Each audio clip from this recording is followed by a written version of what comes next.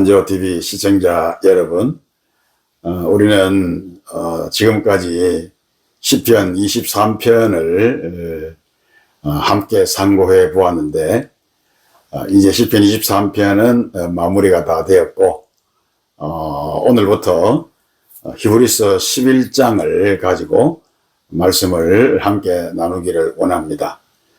히브리서 11장을 우리는 믿음장이라고 그렇게 부르는데, 그 이유는 믿음의 그 성진들의 그 믿음을 나열해서 오늘 살아가는 우리 그리스도인들에게 이 믿음의 본을 보여주고 있기 때문에, 그래서 믿음장이라고 하는 별명이 붙여졌습니다. 오늘은 그 가운데서 1절의 말씀으로 믿음의 능력이라고 하는 그런 제목으로 말씀을 드리고자 하는데, 우리의 믿음은 결코 시시한 것이 아닙니다. 우리의 믿음은 대단한 능력을 가지고 있습니다. 히브리서 저자는 오늘 본문 1절에서 두 가지로 이 믿음의 능력에 대해서 설명을 하고 있는데, 하나는 시간적으로 믿음은 바라는 것들의 실상이다. 그리고 공간적으로는 이 믿음이 보지 못하는 것들의 증거다. 이렇게 말씀을 하고 있습니다. 우리에게 믿음이 있으면 우리가 바라는 것들이 실제로 이루어진 상황으로 바꾸어진다라고 하는 그런 말씀입니다. 우리에게 믿음이 있으면 보지 못하는 것들이 눈에 보이는 증거로 나타난다, 그런 말씀이죠. 구약의 성도들은 오실 메시아를 믿음으로 그들은 바라보면서 기다렸습니다. 때가 되었을 때 하나님께서는 메시아를 이 땅에 보내주셨는데, 예수 그리스도가 이 땅에 오신 것입니다. 그들의 바라는 것이 실상으로 나타났다는 것이죠. 보지 못하는 것이 보이는 증거로 나타난 것입니다. 이와 같이 믿음은 우리가 바라는 것을 실상으로, 그리고 보지 못하는 것을 보이는 증거로 만들어 주는 것입니다. 믿음의 조상 아브라함의 예를 들어서 한번 생각해 보겠습니다. 하나님께서 아브라함에게 나타나셔서 말씀하시기를, 아브라함아, 너의 후손이 하늘의 별처럼 바다의 모래처럼 그리고 땅의 티끌처럼 창대하리라, 이렇게 말씀해 주셨습니다. 이것은 육신적으로 우리가 생각해 볼 때에 도저히 불가능한 일이라고 할 수가 있습니다.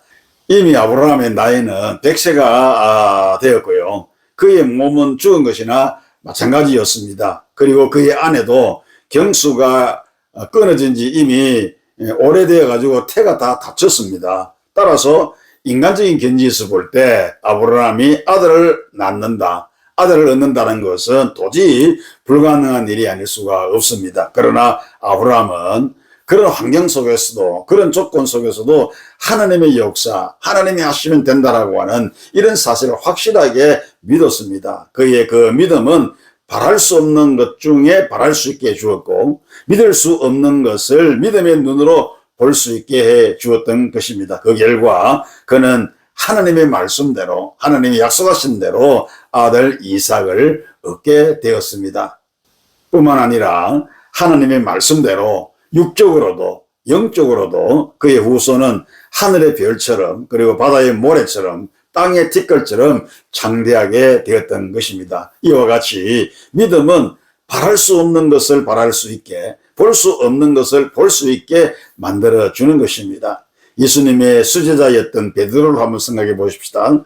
예수님께서 베드로에게 나타나셔서 이렇게 말씀을 하셨습니다. 베드로야, 깊은 곳으로 가서 그물을 던지라. 그리하면 고기를 잡으리라. 이렇게 말씀하셨습니다.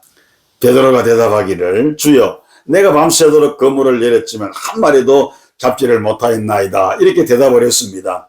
갈릴리 바다에서 잔뼈가 굵었던 베드로였습니다. 그런데 예수님의 그 말씀을 인간적인 견지에서 생각해 보면 쓸데없는 일이었습니다. 그 시간에 고기가 잡히겠습니까? 그물이 얼마나 크다고 깊은 데로 가서 그물을 던지겠습니까? 그러나 베드로는 믿음의 눈으로 바라보았습니다. 그리고 믿음의 눈으로 그 말씀을 믿었습니다. 주여, 말씀하시오니 내가 그물을 던지겠나이다. 이렇게 주의 말씀에 순종을 했습니다. 그물이 찢어질 정도로 엄청나게 많은 고기가 잡혔습니다. 그래서 다른 배를 불러서 잡은 고기를 끌어올리니 2배에 가득 차게 되었던 것입니다. 만선을 이루었던 것입니다. 이와 같이 믿음은 바라는 것들을 실상으로, 보지 못하는 것들을 증거로 만들어 줍니다. 그러므로 우리는 무슨 일을 하든지 인간의 이성으로 판단해서 성급하게 결론을 내려서는 안 됩니다. 하나님이 말씀하시면